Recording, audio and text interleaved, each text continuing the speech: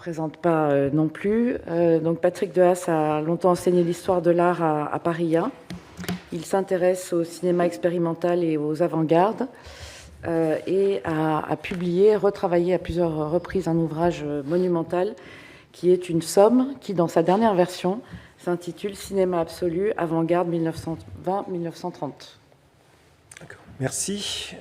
Alors je vais, par rapport à la communication précédente, je vais plutôt rester dans les rails du texte pour ne pas me faire taper sur les doigts avec les 5 minutes. Donc je vais parler essentiellement du gros plan, mais aussi, une chose assez connue évidemment chez Léger, mais aussi du plan et du plan-plan. Comme on sait, le ralenti, l'accéléré et le gros plan ont souvent été utilisés par les cinéastes d'avant-garde dans les années 20 pour rompre avec la vraisemblance de la représentation classique. Si de nombreux films par le jeu de la vitesse se sont attaqués à la reconnaissance, se sont appliqués à décevoir le voir, à rendre inconnu le connu, d'autres, à l'inverse, se proposent de faire voir le non-vu, faire apparaître ce qui est caché ou difficilement perceptible à l'œil parce que trop rapide, trop lent ou trop petit. Les fragments d'objets dans les peintures de paysages, dans les tableaux figuratifs, dans les récits narratifs, ne sont que rarement vus pour eux-mêmes. Ils sont subordonnés à une composition d'ensemble qui tente à les intégrer. Et parfois les intégrer comme éléments annexes ou connexes. Le gros plan joue au contraire un rôle de révélateur. Le changement d'échelle fait découvrir ce qui était resté inaperçu dans la perception courante.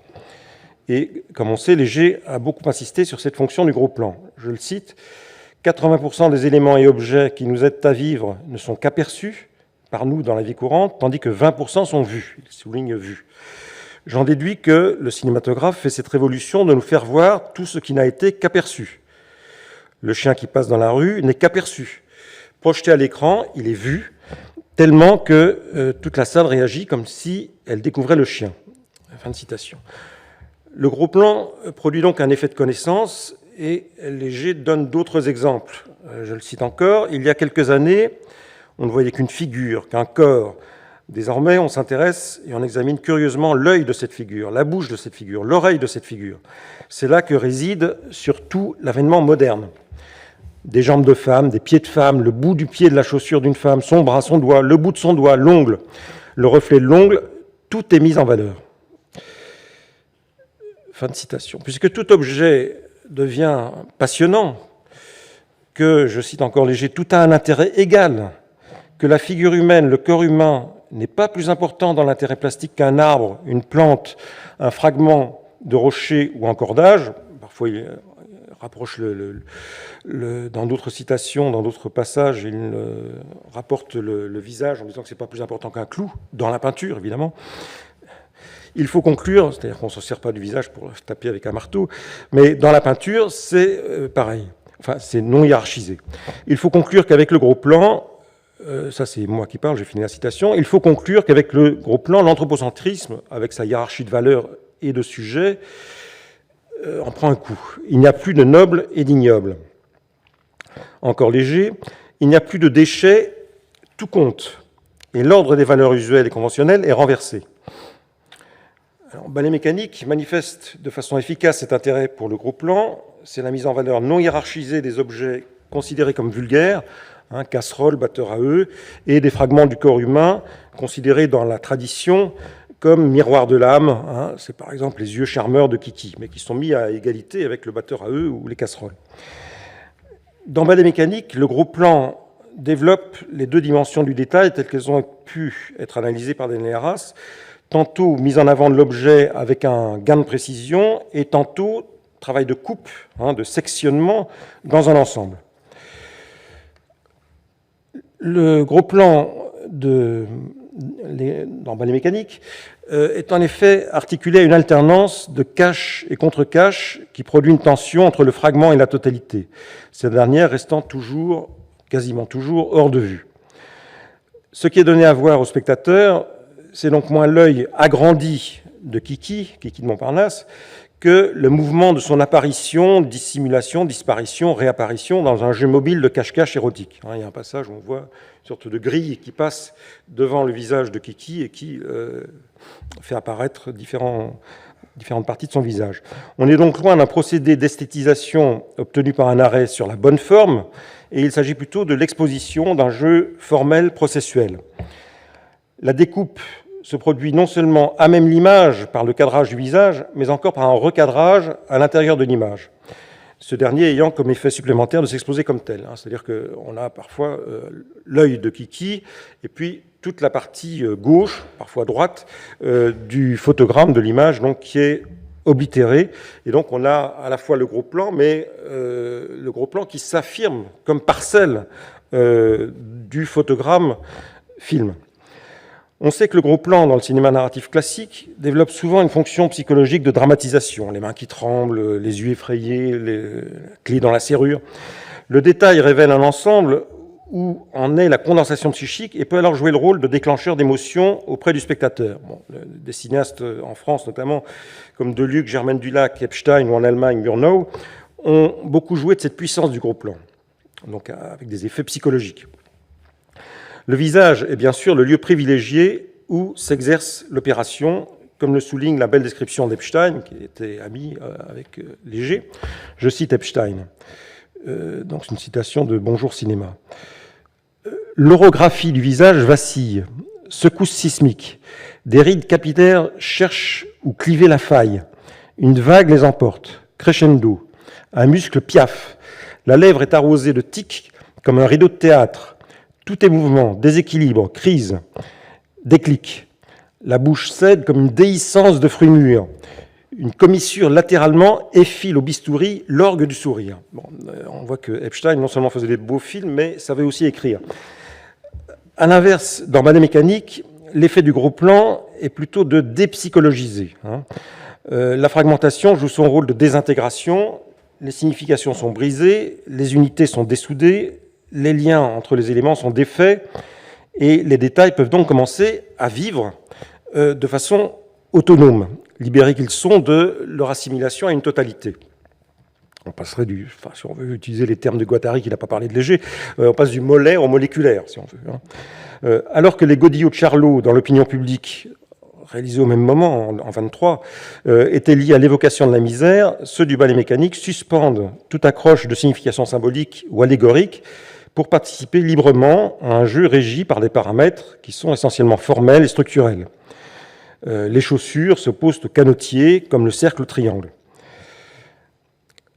Léger exploite la puissance du très gros plan dans un film qu'il dit avoir tourné, mais dont l'existence demeure hautement hypothétique, mettant en scène un ongle. Je le cite. « J'ai tendu une fois un piège à des gens. J'avais cinématographié l'ongle poli d'une femme et grossi 100 fois.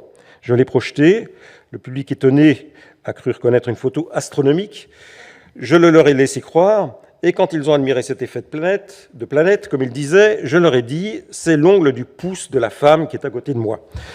Ils partirent fâchés.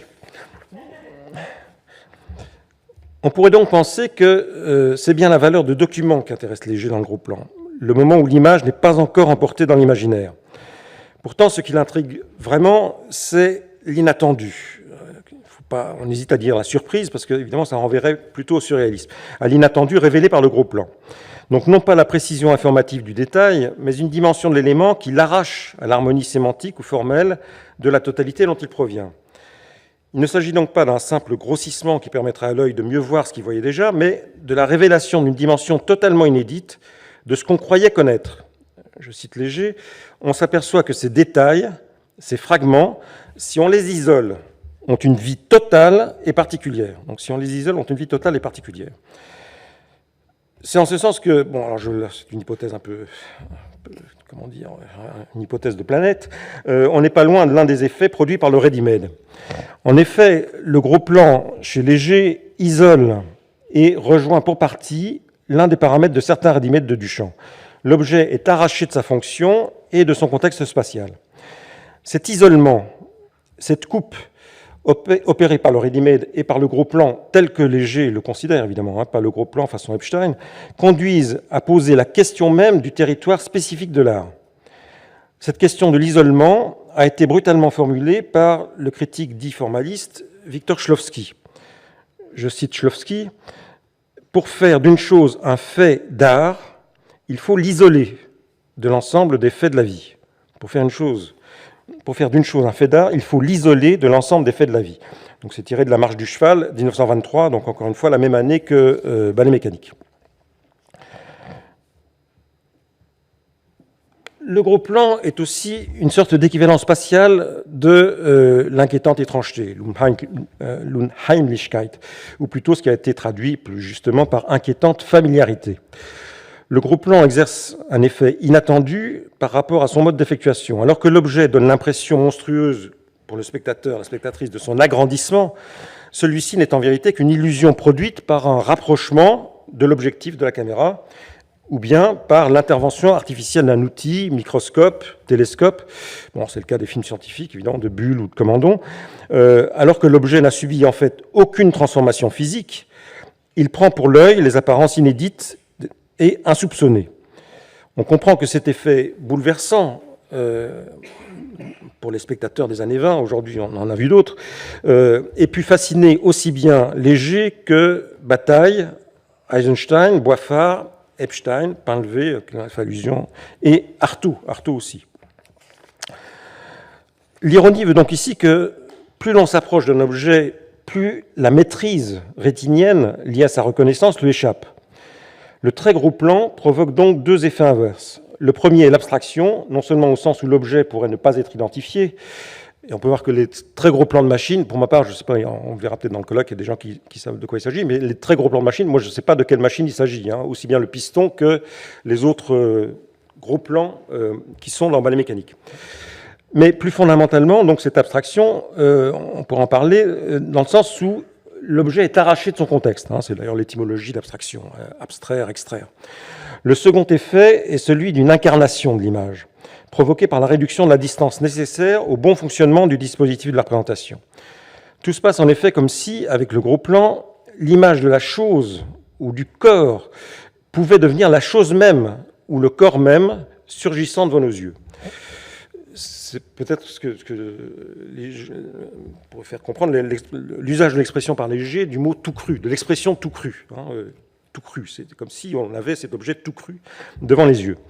Le gros plan, et a fortiori le très gros plan, en annulant la distance spatiale dans laquelle se déploie le cône du regard, fait exploser le cadre de la représentation en offrant les choses au toucher, écrasées sur l'œil. On comprend qu'il soit si prisé dans les films pornographiques, voire de si près, que la fantasmatique du contact se déclenche. Je cite Léger, « Il est sexuel, le cinéma, avec ses belles filles et ses beaux garçons qui s'embrassent en gros plan, avec des bouches d'1,50 m et qui s'arrêtent à temps pour que dans la salle sombre, l'imagination achève l'histoire. »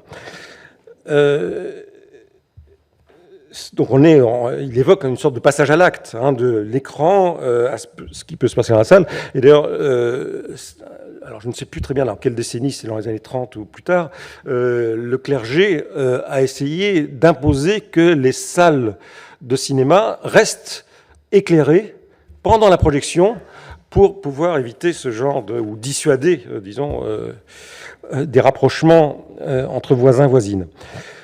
Le gros plan peut donc relever d'une volonté de pouvoir sur les choses, être capable, par un passage à la limite du réalisme, de les saisir.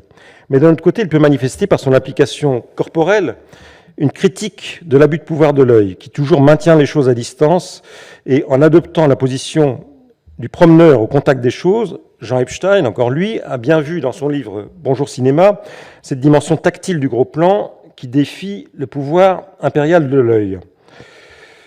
Je cite Epstein, « Comme un promeneur se baisse pour mieux voir une herbe, un insecte ou un caillou, l'objectif doit enclaver dans une vue de champ un gros plan de fleurs, de fruits ou de bêtes, nature vivante. Jamais je ne voyage solennellement comme ces opérateurs. Je regarde, je flaire, je palpe, gros plan, gros plan, gros plan. » Le gros plan modifie le drame par l'impression de proximité. Si j'étends le bras, je te touche, intimité. Donc là, il y a vraiment chez Epstein le rapport qui est fait entre le visuel et le tactile. Approche qui ne peut manquer de rappeler la remarque de Paul Klee, très connue, je le cite, « La limitation de l'œil est son incapacité de voir simultanément, avec une égale acuité, tous les points de la moindre surface, l'œil doit brouter la surface, l'absorber partie par partie.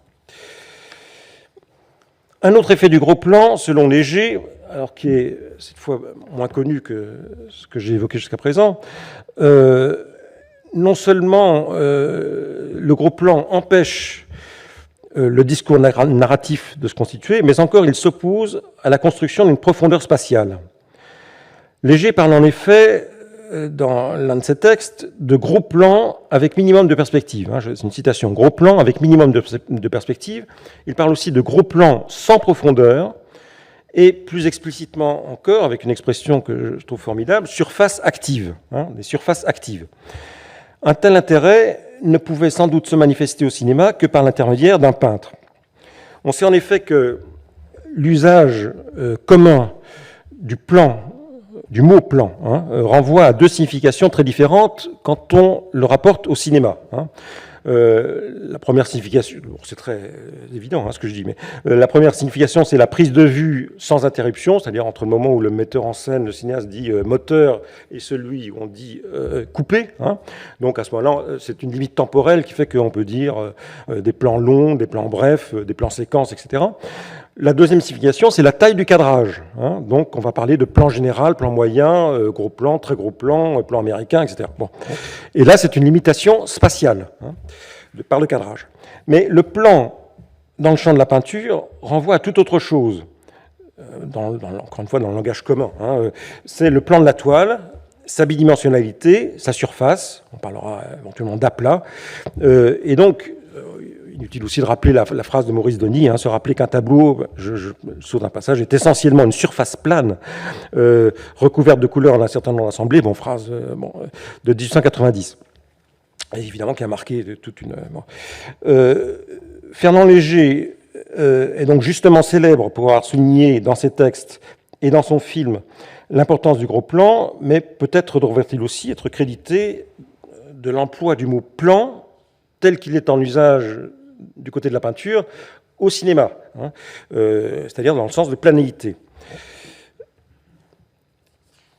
Alors, je ne sais pas si c'est le premier, là, il faut jamais dire premier en histoire de l'art ou ailleurs, mais peut-être qu'on pourra y revenir. Est-ce qu'il y a d'autres cinéastes qui, avant lui, ont explicitement parlé de planéité en parlant du gros plan au cinéma? En réalité, les gros plans de ballet mécanique ne s'inscrivent jamais dans un espace totalement plat. Les triangles et cercles, par exemple, qui occupent tout le champ de l'écran, sont des figures planes qui vont et viennent selon un axe perpendiculaire à l'écran. Il faudrait donc parler ici d'un espace rapproché, peu profond ou d'une profondeur plate. C'est d'ailleurs ce qui caractérise les peintures cubistes, et celles de Léger en particulier, dans les années 10 et 20. Parmi les films qui, dans les années 20, ont affirmé la bidimensionnalité du plan, on peut citer les projets de Werner Greff et Rythme 21 de Richter, dans lequel il y a de véritables plans-plans, c'est-à-dire plan au sens cinématographique, plan au sens pictural, donc des plans bidimensionnels. Et plus tard, évidemment, Charitz en fera l'une de ses caractéristiques de ses films, en mettant à nu, en évidence, la dimension pelliculaire du film, pellicule qui veut dire petite peau, donc c'est vraiment bidimensionnel. S'agissant de peintures qui tentent à identifier leur espace à celui du plan de la toile, la question a été posée par Stravinsky, par exemple, Van der Leck, Popova, Mondrian, Laszlo Perry, etc. On sait en effet que... alors, par ailleurs, on a tendance à ne retenir de la perspective que la possibilité qu'elle offre de passer de 3 dimensions à 2 dimensions, par le portillon de Dürer, etc. Mais Panofsky a insisté sur un autre aspect de la perspective que ce passage de 3 dimensions à 2 dimensions, et puis de 2 à 3, à l'illusion de 3 sur le tableau. Un autre aspect, c'est le fait que la perspective renaissante développe ce qu'il appelle un espace système, et qui a remplacé l'espace, ce qu'il appelle l'espace agrégat, caractérisant la représentation du Moyen-Âge. Les images kaléidoscopiques de ballet mécanique, donc celles qui figurent en tête du programme, provenant du vortoscope élaboré d'abord par Coburn, et puis repris par Pond, et puis passé en la main à Murphy et Léger, pourrait aussi être qualifié d'espace agrégat. Bon, de là à dire que Ballet mécanique est un film médiéval, peut-être pas quand même. Il y a encore une autre acception du mot plan qui active peut-être la pensée de Fernand Léger. C'est son usage en architecture. Plan d'une maison, plan d'urbanisme. Ce lien n'est pas complètement artificiel puisque l'on sait l'intérêt que Léger portait à l'architecture. Il a fait des études d'architecture à Caen.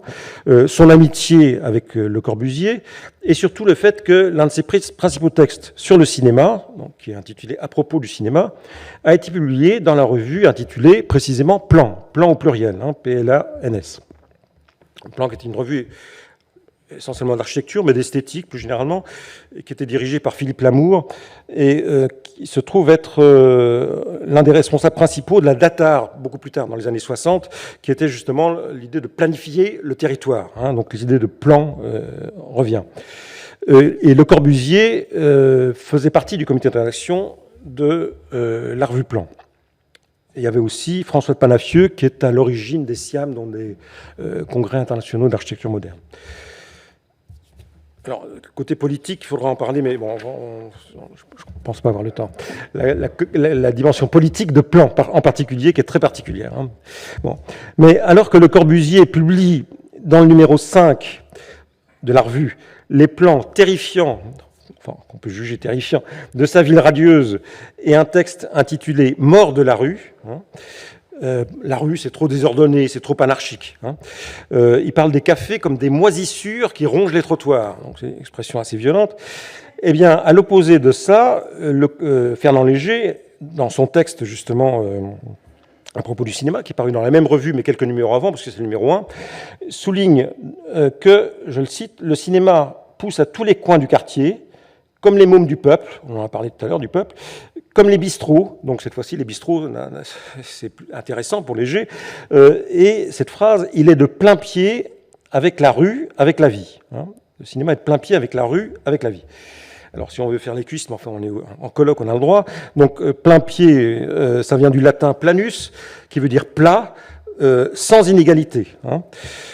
Ce plein pied avec la rue, avec la vie, révèle une dimension anarchisante de certaines œuvres de Léger, quoi qu'il en est, évidemment, parce que je ne pense pas qu'il se disait anarchiste. Mais bon, cette dimension, c'est le rejet des hiérarchies et des inégalités. On a fait allusion tout à l'heure au projet Louise Michel, quand même. Donc bon. Fernand Léger est contre l'échelle des grandeurs et des valeurs. La Joconde aux clés, le tableau, refuse justement l'échelle au sens des cartographies. Dans le tableau, un chromo de la Joconde n'est ni plus ni moins important en valeur et en taille qu'une boîte de sardines ou un trousseau de clés. Bon, en ce sens, on peut dire que Warhol, c'est aussi ça, la Marilyn iconique ne vaut ni plus ni moins qu'une boîte de Coca-Cola, qu'une boîte de Camel Soup ou d'une bouteille de Coca-Cola. Non seulement dans Ballet mécanique, le gros plan permet de casser l'échelle des valeurs, haut, bas, mais comme le film est constitué essentiellement de gros plans, on pourrait dire que tous les plans sont quasiment à égalité entre eux.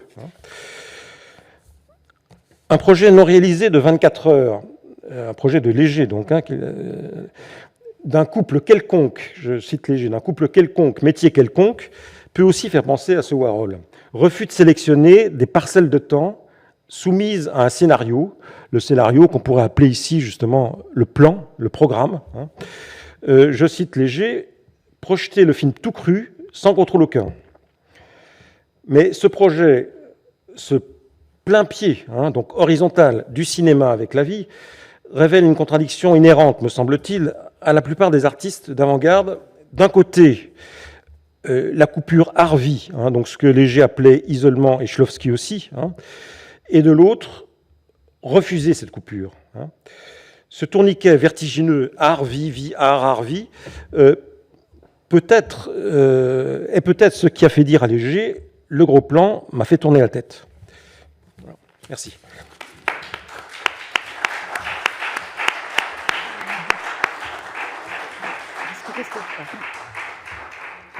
Merci beaucoup, Patrick Dehaas, pour cette communication passionnante. Ce que je vous propose, c'est qu'on prenne quelques questions, une dizaine de minutes pour prendre des questions sur les 3 premières interventions. Alors, je ne sais pas si, Sandrine, vous pouvez peut-être prendre le micro et le faire passer. Moi, j'en ai une première pour Patrick Dehaas, qui est la valeur symbolique et métonymique du gros plan, qui est un point que vous avez effleuré mais peu abordé. Alors sur la valeur symbolique, elle est évidente dans la roue, dont Léger a dit que ça l'avait beaucoup impressionné. C'est même une valeur qui est dite et répétée, la roue comme destin, la roue comme instrument de torture. Chez Léger, il n'y a pas cette symbolique lourde, mais néanmoins, il me semble que depuis cette vision qu'il a eue pendant la Première Guerre mondiale du joint de culasse qui brillait dans la tranchée et qui a généré sa passion pour l'élément mécanique, il y a malgré tout cette valeur presque emblématique de l'objet sélectionné comme emblématique d'un monde, emblématique du vivant, emblématique du mouvement. Qu'est-ce que vous en pensez ? Bon, alors c'est vrai que c'est la grande différence, je pense, avec Gans, évidemment, c'est que Léger a apprécié chez Gans l'usage du gros plan, mais peut-être beaucoup moins son usage allégorique, symbolique, etc. Donc chez Léger, je pense qu'en grande partie, c'est délesté de cette dimension, de ce poids symbolique et allégorique. Néanmoins, il s'intéresse à des objets et à des formes en particulier, donc le cercle, la roue, donc ça ce sont des formes, mais c'est plus au niveau formel, je pense, que l'objet. Alors la machine, évidemment, est présente. Je ne peux pas vous répondre plus que ça, c'est-à-dire que entre Gans et Léger, il y a quand même de très grandes différences dans l'esprit de l'utilisation du gros plan. Il a effectivement été marqué par Gans, il l'a redit 10 fois, il a publié son article Éloge à la roue. Mais ensuite, je pense que les fonctions symboliques et allégoriques sont délestées dans son film Ballet mécanique, tout en retenant certaines formes, le cercle par exemple, la roue, etc. Alors, est-ce qu'il y a des questions dans le public ? Bon, il y a aussi les autres intervenants. Oui, bien sûr, les questions pour les 3 premières interventions.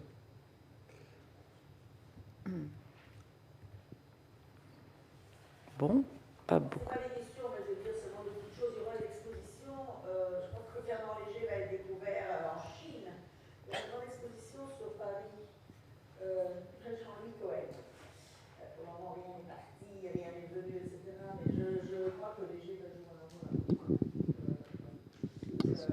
Donc à Shanghai. Romy Golan à Shanghai.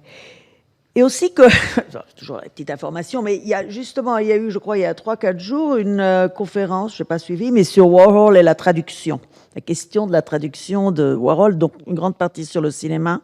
Il y a un texte très amusant de Jean-Claude Ebenstein sur son film sur le cinéma, sur comment il y a eu des problèmes de traduction. Voilà. Alors, quand on parle de traduction de Léger, en effet, c'est peut-être... on pourrait regarder un peu ce qu'ils ont raconté sur Warhol, où c'est probablement différent, mais peut-être pas si différent. Je connais bien ce texte de Jean-Claude Ebenstein. Il y a une conférence, il a parlé, il a évidemment. Souligné le fait qu'il y a eu à la fois des contresens qui confinent à la censure dans la traduction française.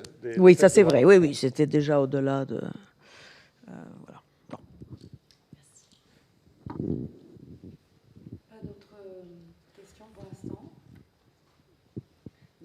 Moi j'en ai une, ce qui témoigne de mon ignorance. On a fait allusion à l'opposition entre réalisme de conception et réalisme visuel. Alors Léger en parle, mais est-ce que quelqu'un sait qui est le premier à l'avoir utilisé ? Parce que Apollinaire l'a utilisé, Maurice Raynal aussi, mais je ne sais pas quel est le premier à avoir utilisé cette opposition. Apollinaire, je crois que dans les peintres cubistes, cette opposition est formulée. Bonjour, je suis Ariane Coulondre. J'avais beaucoup travaillé sur la réception du cubisme dans la presse à l'époque de l'exposition qui s'est tenue au Centre Pompidou. Ah oui. Et effectivement, j'ai j'avais cherché qui était le premier. À ma connaissance, c'est Maurice Raynal qui oppose ces deux notions. Un tout petit peu avant Apollinaire, qui les reprend, et ensuite Léger, évidemment, s'en inspire directement. Merci, merci.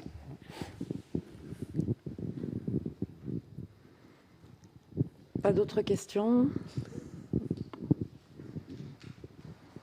Bon, alors merci beaucoup Patrick Dehaas. On va passer à la communication suivante.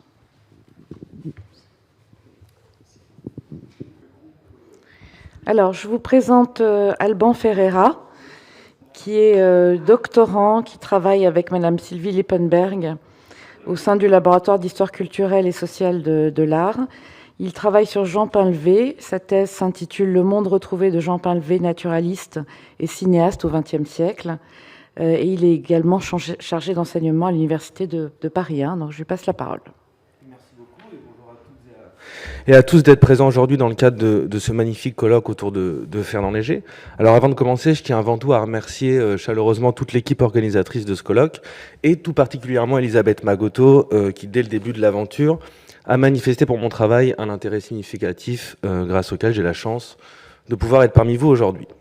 Alors en guise d'introduction, il convient pour celles et ceux qui ne le connaîtraient pas de présenter très brièvement qui est Jean Painlevé. Alors disons qu'il est largement considéré, il y a une forme de consensus à ce niveau-là en histoire du cinéma, comme l'un des pères fondateurs du cinéma scientifique. Alors bien que cette dénomination pose un certain nombre de problèmes d'ordre à la fois historique mais aussi historiographique, des problèmes sur lesquels je ne vais pas revenir aujourd'hui, cette dénomination elle a tout de même le mérite de décrire dans les grandes lignes ce à quoi correspond son travail, c'est-à-dire des films à la croisée de l'art et de la science.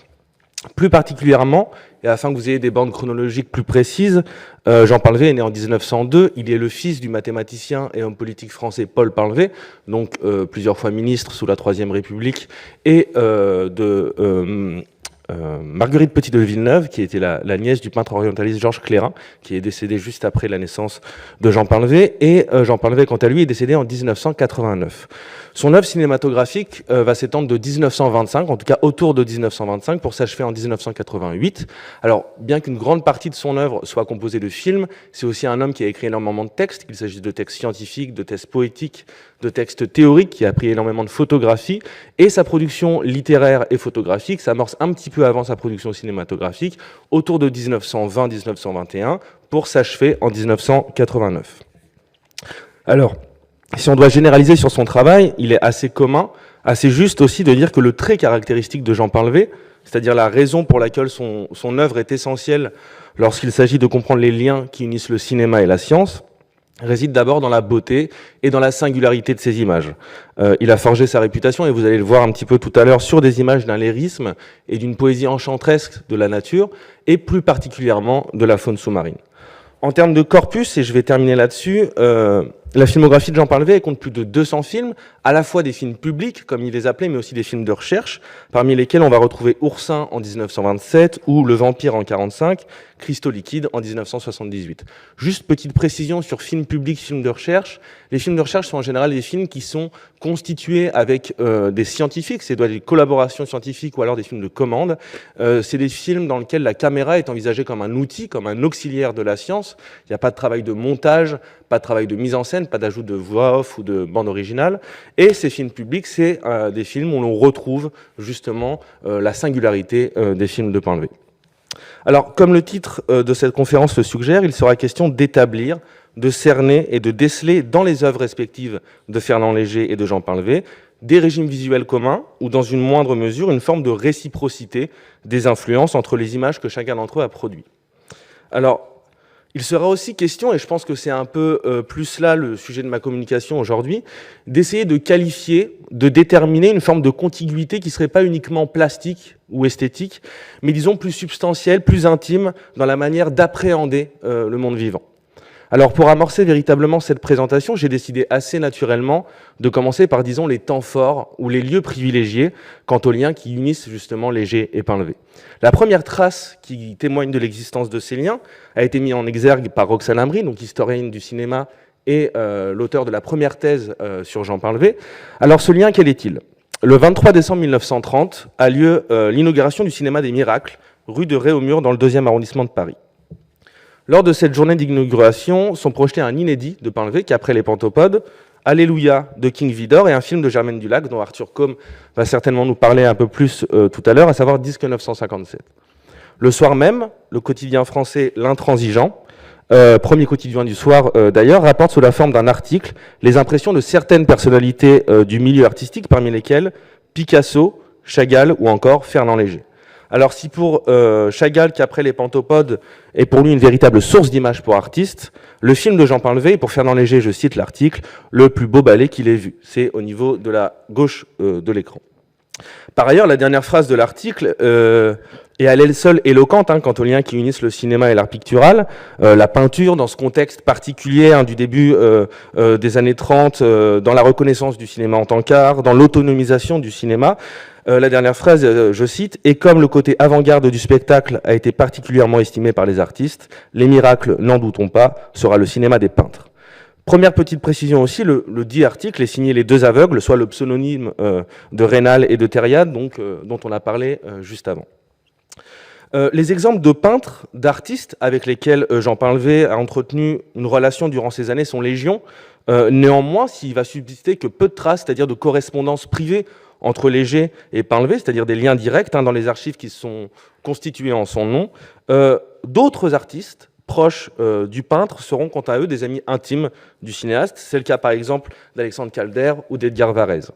À ce titre, un courrier d'Alexandre Calder adressé à Jean Painlevé en date du 15 août 1936 peut illustrer de manière plutôt amusante, plutôt légère aussi, les relations que Calder entretenait avec Léger, je cite, « C'est surtout les Français qui sont drôles à New York, Léger, Raton, Duchamp ». Alors on peut mettre plusieurs hypothèses sur le fait que Léger et Painlevé aient pu se rencontrer à Paris, notamment dans le quartier du Montparnasse, ou alors lors de diverses projections de ciné-clubs. On peut aussi émettre l'hypothèse que Léger ait accompagné Varèse et Calder à Port-Blanc, en Bretagne, là où Painlevé a tourné ses premiers films dans la maison d'Augustin Hamon, le père de Geneviève Hamon, sa collaboratrice et compagne durant tout le long de sa vie. Voilà, ces deux personnalités ont pu se croiser à travers différents réseaux de sociabilité par lesquels ils ont pu peut-être échanger sur leurs pratiques respectives. Je ferme cette parenthèse pour revenir au deuxième temps fort quant aux liens qui unissent Fernand Léger et Painlevé, sur lequel je vais revenir plus longuement, à savoir un texte de Jean Painlevé, publié dans les cahiers d'art en 1940, à l'occasion d'une recension d'une exposition de plusieurs toiles de Léger, en mars de la même année à la galerie May à New York. Ce court texte que je vais vous lire est intitulé « À propos d'un nouveau réalisme chez Fernand Léger ». Je me permets de le lire en entier parce qu'il est assez court, et surtout parce qu'on va revenir sur des notions ou sur des exemples qui sont cités dans le texte. Je cite. « Après le premier contact, toujours brutal, j'ai retrouvé dans les toiles de Léger quelque chose de familier qui s'est précisé peu à peu au cours d'une seconde visite. Le côté plastique dominant rejoint celui qui se dégage de maintes études animales ou végétales, d'analyse de détails ou d'aperçus de formes souvent rapidement changeantes. La photo et le cinéma, notamment les documents qui ne plaisent pas, qui ne sont pas assez romancés, pas assez jolis, trop objets, permettent de provoquer des rencontres avec les peintures de Léger. Dans celles-ci, on retrouve les menaces de certains gestes d'insectes, la prolifération irrémédiable des champignons, des bacilles, l'insinuation des algues. Des spores gardent leurs secrets, pendant qu'évoluent toutes les formes du futur crustacé, Nauplius ou Zoé. Un hule indéfini, une éréis sinusoïdale, des fantasmes polymorphes, comme on en voit seulement dans une goutte d'eau très grossie, animent un tableau qui voisine avec une menace d'holoturie et des danses sauvages de Stylonkia. D'étonnement en cataclysme, toute une souffrance se dessine, la même qui préside la transformation de la larve en pupe, de la pupe en imago, et une cellule nerveuse enlace une amibe pendant que beaucoup de fécondations se préparent dominées par une tête de coq agonisant. Il semble que nous soyons assez armés pour qu'il se fasse jour une synthèse provenant des acquisitions dans les domaines les plus divers, par réalisation statique ou dynamique, une synthèse qui montrerait le fond commun de toute recherche réelle, commandée par des impulsions non asservies. Alors, fin de la citation. C'est justement sur ce fond commun que j'aimerais revenir un petit peu plus en détail. Ce texte plutôt célèbre, voire incontournable dans l'ensemble des études qui ont été réalisées sur Painlevé, à la fois les monographies et les ouvrages collectifs, soulève, et c'est mon hypothèse aujourd'hui, des enjeux bien plus structurants quant à la qualification de sa trajectoire de cinéaste, mais aussi et surtout de celle de naturaliste.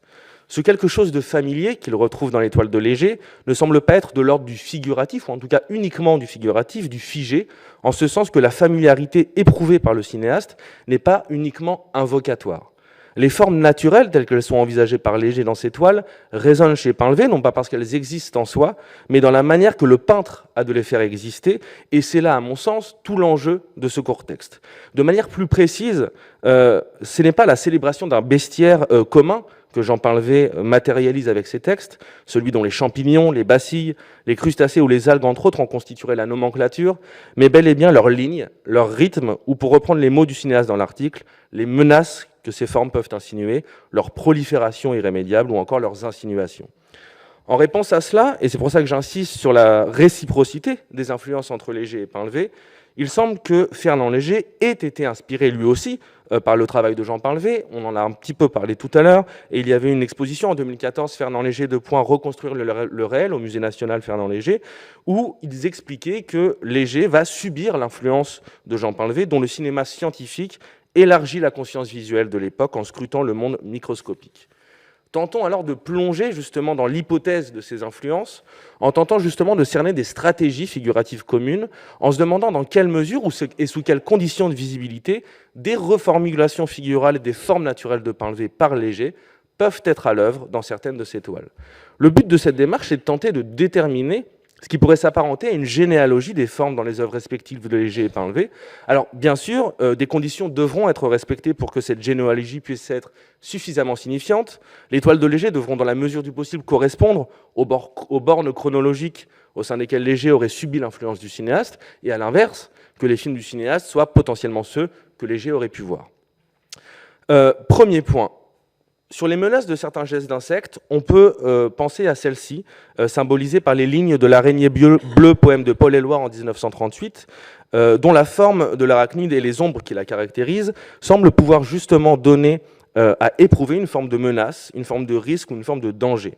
Or, cette forme d'araignée peut faire justement penser, on peut en tout cas émettre l'hypothèse de sa proximité avec les caprelles de Jean Painlevé, que l'on voit dans cette photographie prise par le cinéaste, ou même de manière plus directe ici, par cette photographie de Jean Painlevé, dont le visage semble être en proie à une forme de peur, de danger, causée certes par l'araignée qui avoisine son profil, mais surtout par les ombres que ces formes génèrent sur celui-ci. Enfin, de manière plus probable, il est fortement possible que cette forme d'araignée présente dans la toile de Léger trouve également son origine dans un autre film de Painlevé, Ias et Sténorinque, sorti en 1931, que probablement Fernand Léger a vu. Je vous montre ici un extrait choisi justement pour les formes qu'il recèle.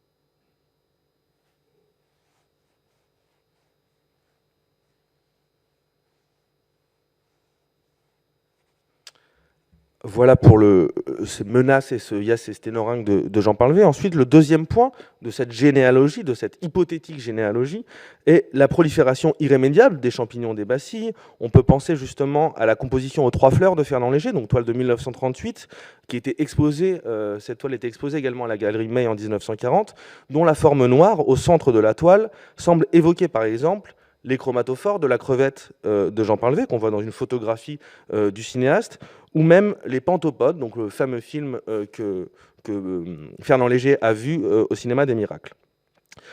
Enfin, de manière plus générale, plus large, quant à la composition de la toile dans son ensemble, quant à cette prolifération des champignons et des bacilles évoquées par Painlevé dans le texte, on peut émettre l'hypothèse d'un cheminement, ou disons d'un travail de la pensée que Léger aurait emprunté, et qui trouve peut-être son origine dans un autre film de Painlevé, qui date quant à lui de 1929, à savoir La Daphnie, dont je vous montre également un extrait choisi.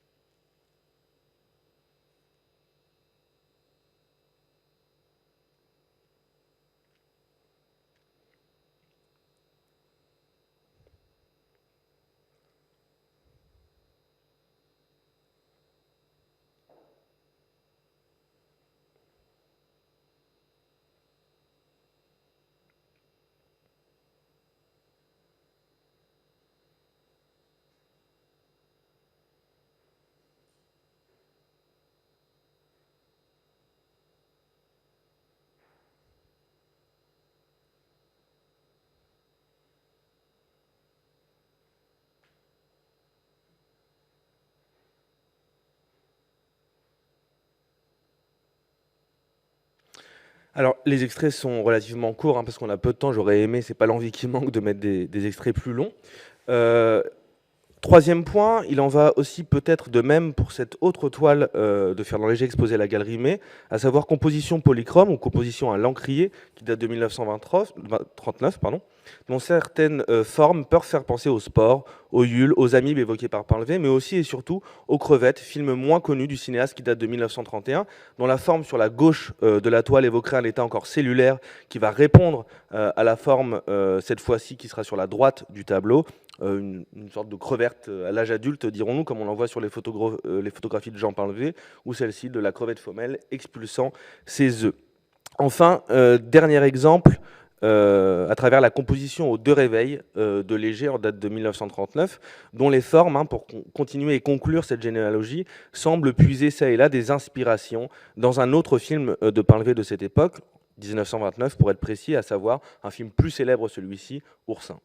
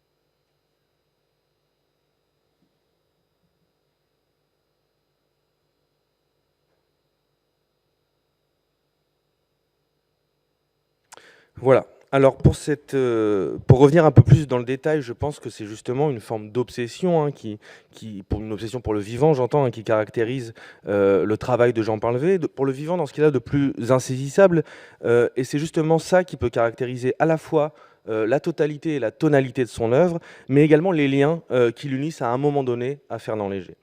Ce vertige des lignes, des rythmes, ou pour reprendre les mots d'André Bazin au sujet du cinéaste, ces ordonnances, ces formes et ces images composent véritablement le trait d'union entre les œuvres respectives de Léger et de Painlevé. À ce titre, une conférence donnée par Painlevé en 1948, intitulée « Forme et mouvement dans le cinéma scientifique », semble pouvoir décrire ce qui justement intéresse Painlevé dans certaines des œuvres de Fernand Léger. Painlevé s'interroge et consacre ce qui, selon lui, serait l'une des missions les plus essentielles du cinéma, de chercher à enregistrer une forme d'éternel, à transmettre cette évocation de la nature dans ce qu'elle a de plus inéluctable, de plus cosmique. Soit une recherche qui pourrait s'apparenter, dans certaines mesures, à celle du cinéma pur qu'on a évoqué tout à l'heure, ou à celle de la photogénie, propre à ce moment particulier de l'histoire, et par extension aussi à la photogénie animale.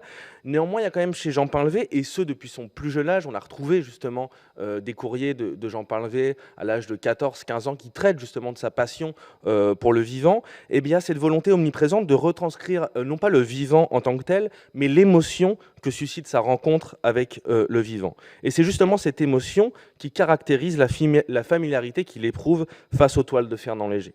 C'est justement cette recherche qui, par ailleurs, l'a exhorté à chercher dans les œuvres de Léger, mais aussi dans celles d'autres artistes, une émotion, une manière d'être au monde et de le retranscrire que l'abstraction scientifique semblait inhiber.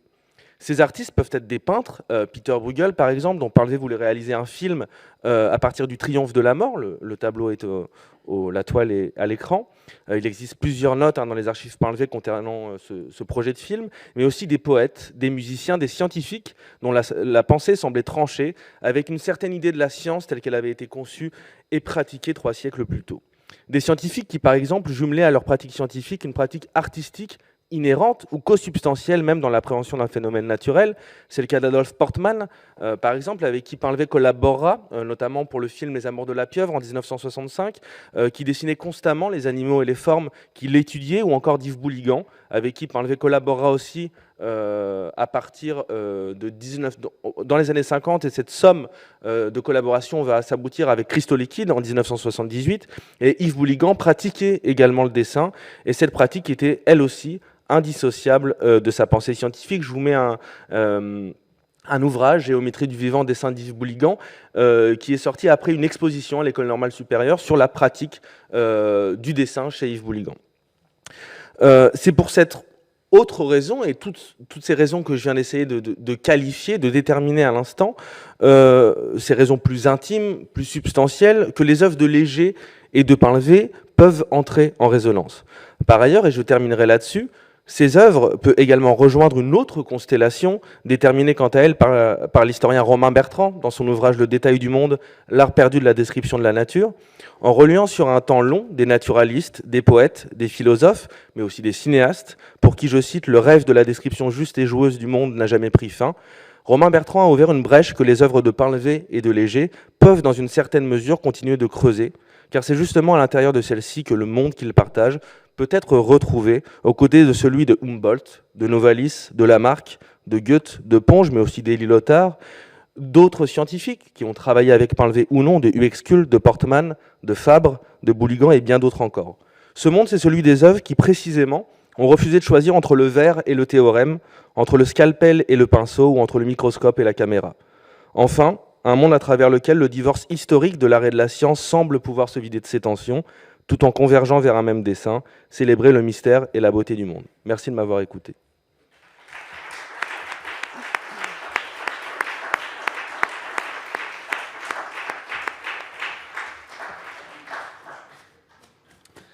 Merci Alban pour cet éclairage intéressant sur l'importante partie de l'œuvre de Fernand Léger qui est consacrée à la nature, dans des formes qu'on pensait parfois plus symboliques, mais qui ont peut-être un rapport avec le regard nouveau que l'imagerie scientifique pouvait amener.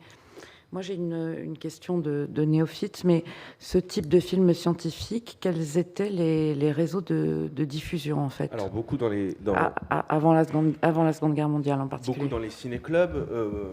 Les films de Painlevé étaient énormément projetés à travers différents réseaux. Je crois que c'est François Albera qui parlait tout à l'heure de Casa, il me semble. Jean Painlevé était affilié, en fait, à ces réseaux d'avant-garde cinématographique. Il a notamment travaillé et entretenu une amitié avec Jean Vigo. Les films étaient parfois projetés ensemble. C'est des films qui tournaient à la fois dans ces réseaux-là et à la fois dans des projections de cinéma scientifique, parce que lorsque Painlevé arrive à faire du cinéma scientifique, il va témoigner d'une forme de filiation, une sorte d'unité des liens entre cinéma et science, une unité qui n'existe pas vraiment d'ailleurs, mais où il va faire appel comme des lieux de mémoire à Lucien Bulle, à Jean Commandant, à Étienne Jules Marais, etc.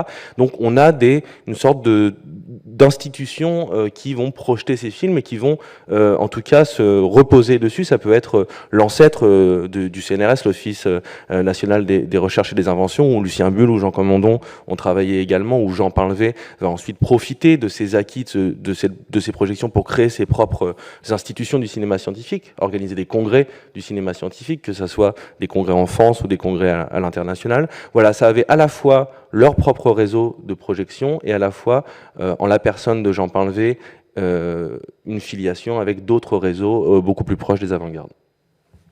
Merci beaucoup. Alors, est-ce qu'il y a des questions dans le public pour Alban ? Non. Alors, on va passer à la communication suivante et inviter Arthur Combe. Ah, pardon, je n'ai pas vu.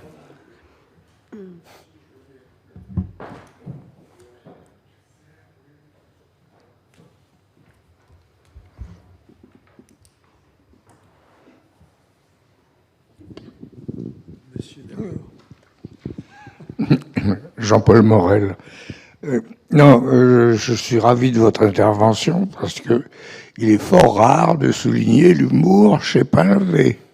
C'est vrai. Et également chez Léger. parce que la nature, je veux bien, mais Léger a un art d'un seul coup d'introduire un élément hirsute, que ce soit dans une construction en métal ou dans un paysage. C'est assez... Et je veux dire, j'ai jamais beaucoup lu d'articles soulignant l'humour, la pratique de l'humour, disons, en peinture. Oui, c'est vrai. Alors, c'est pas forcément un thème que j'ai abordé dans ma communication, mais effectivement, il y a énormément d'humour chez Painlevé. J'en parle dans d'autres communications, dans d'autres articles que j'ai pu faire, mais effectivement, il y a, en tout cas chez Jean Painlevé, une pratique d'un humour qui se voudrait un petit peu plus subversif, notamment quand il publie Drame néo-zoologique dans Surréalisme, où bien sûr énormément d'historiens ou d'esthéticiens prennent vraiment très au sérieux ce texte, mais il y a vraiment une dimension humoristique qui est absolument pas à négliger lorsqu'on veut comprendre, avoir une vue d'ensemble, en tout cas sur l'œuvre de Painlevé. Sur Léger, je ne saurais me prononcer. Oui, je voulais vous... Oui, François Albera. D'une part, je voulais vous demander si les liens de Léger avec Yvan Goll et de Painlevé avec Yvan Goll, puisque Painlevé écrit dans sa revue Surréalisme numéro 1 et numéro unique. Donc, est-ce qu'il y a quelque chose qui a circulé entre ces trois hommes, puisqu'enfin, ils ont un point commun? Et puis, l'autre question, c'était sur... dans le tableau que vous avez montré, qui s'appelle « Composition aux deux réveils Ouais. », est-ce qu'on ne pourrait pas voir dans ces réveils, plutôt que des réveils d'ailleurs, ces horloges qui sont récurrentes dans les films de Painlevé, suivant ce qu'il montre, enfin... on nous montre une horloge, ou chez Marais, n'est-ce pas, pour montrer le déroulement du temps qui évidemment est, comment dire, est reformulé par l'accéléré ou le ralenti. Alors effectivement, c'est sur le dernier point, sur votre dernière remarque, c'est une hypothèse qui est tout à fait passionnante, sur laquelle j'avais pas du tout songé, en tout cas réfléchi à ça, mais effectivement on peut y voir une forme de référence forcément au ralenti à l'accéléré de Lucien Bulle, qui a ensuite été repris bien sûr par Commandon en même temps et par Painlevé, et il fait énormément référence, donc effectivement ça peut être une hypothèse très, très intéressante. Sur le premier point, sur les liens qui existeraient entre Yvan Goll, Fernand Léger et Jean Painlevé, sur ces trois hommes-là, c'est pour ça que je parle que d'hypothèses, parce que effectivement dans les archives privées constitué au nom de Jean Painlevé, bien qu'on n'ait pas accès à tous les documents auxquels on voudrait accéder, pour l'instant, il n'y a pas de documentation entre Painlevé et Léger. Sur Yvan Goll et Jean Painlevé, c'est une relation qui n'a pas forcément duré dans le temps, comme beaucoup de relations de Jean Painlevé, qui ne durent pas énormément beaucoup de temps, en tout cas des relations amicales, et donc du coup on n'a pas forcément de continuité où on peut retrouver Yvan Goll et Jean Painlevé parler de Fernand Léger, etc. Mais bien sûr qu'il y avait des liens, c'est pour ça que j'ai tiré juste l'exemple de Calder et de Varèse qui étaient pour moi les plus éloquents, mais il y a énormément d'autres liens qu'on pourrait faire entre Léger et Painlevé, comme l'exposition universelle de 1937 au Palais de la Découverte, où Léger fait une fresque murale au Palais de la Découverte, au même endroit où Jean Painlevé s'est occupé du cinéma scientifique. Il y a énormément de rapprochements qu'on pourrait faire entre Léger et Painlevé, rapprochements que je n'ai pas forcément abordés aujourd'hui. Merci. Mini demande, on sait que Matisse regardait Painlevé, je ne sais pas, mais Docteur Commandon, c'est sûr, beaucoup de films, de petits films des premiers temps qui accélèrent la croissance des plantes, etc. Est-ce qu'il aurait pu... Alors, il voyait ça en pâté baby, hein, Matisse. Est-ce qu'on pourrait penser que des Painlevé étaient diffusés en 9 mm 5 ou en pâté baby ou autre, que Léger aurait pu regarder, non? C'est futile hein, comme question, mais bon. Non, enfin, à ma connaissance, j'ai pas ouï dire en fait de cela. Ensuite, c'est fortement, enfin, ça, on peut émettre l'hypothèse, essayer de faire des recherches dans ce sens-là, dans cette direction, ce serait pas impossible. Il y en a eu, il y a eu Oui. je crois des transferts. Hein, je crois Painlevé a été diffusé en format restreint. En pâté baby, en oui, format. Oui, je crois. C'est possible. J'en avais parlé avec. Il y a une soutenance de Elvira Chamiri qui vient de finir sa thèse sur le pâté baby. Elle m'avait effectivement une fois envoyé un document et en tout cas des données que j'ai pas encore assez creusées moi dans mes recherches, mais c'est fort probable en tout cas. M. Matisse avait regardé beaucoup. D'accord.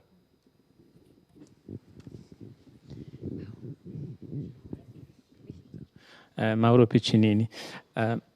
Pour répondre à la demande d'Anne sur la diffusion de ce film, comment dire, médical, on doit aussi ajouter que Charles de la Commune, qui était le patron de Synchro Ciné, c'est-à-dire le synchronisme cinématique, qui a travaillé avec Léger pour les mécaniques, il distribuait aussi le film de Docteur Commandant. Donc, il y a plusieurs fois, en 1925-26, où ce film de Docteur Commandant sont été projetés dans une soirée où il y avait cette ciné-pupitre, qui c'est un mécanisme pour la synchronisation de la pellicule avec un conférencier. Donc, nous sommes bien sûr que Léger l'a vu, je pense. Et si de la Commune a importé ce film à Londres, 1926. Donc, il y a eu plusieurs de soirées avec le ballet mécanique, avec des autres films de la synchro-ciné et le film médical du Docteur Commandant. Okay. Bon, ça c'est pour ajouter quelque chose pour vous. D'accord, merci beaucoup. Je suis moins connaisseur de l'œuvre de Jean Commandon. Est-ce qu'il y a d'autres questions? Oui, là-haut, Sandrine.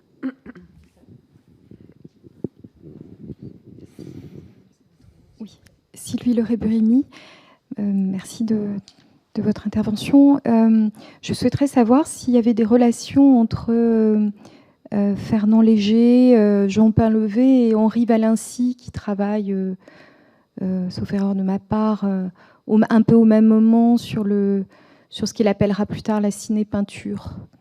Alors, à ma connaissance, je ne sais pas. Enfin, je vais vous dire non à ma connaissance, mais c'est fort probable que... Enfin, c'est pas fort probable, mais en fait, il y a un problème qui est aussi un avantage dans l'œuvre de Painlevé, c'est que son nom est à peu près associé à énormément de choses. Donc on ne sait pas si les liens sont vérifiables, en tout cas s'il a vraiment participé à toutes les choses auxquelles son nom est associé, mais il est possible qu'effectivement il ait eu connaissance des propos que vous venez de tenir de ciné-peinture, etc. Et c'est pour ça qu'à chaque fois que je réponds, je dis que c'est probable, parce qu'effectivement, on découvre à peu près tous les jours des gens ou des associations auxquelles Painlevé était affilié. Et donc, du coup, c'est très difficile de savoir dans quelle mesure son investissement était réel ou non. Mais je ne pourrais pas répondre plus que ça, malheureusement, à votre question.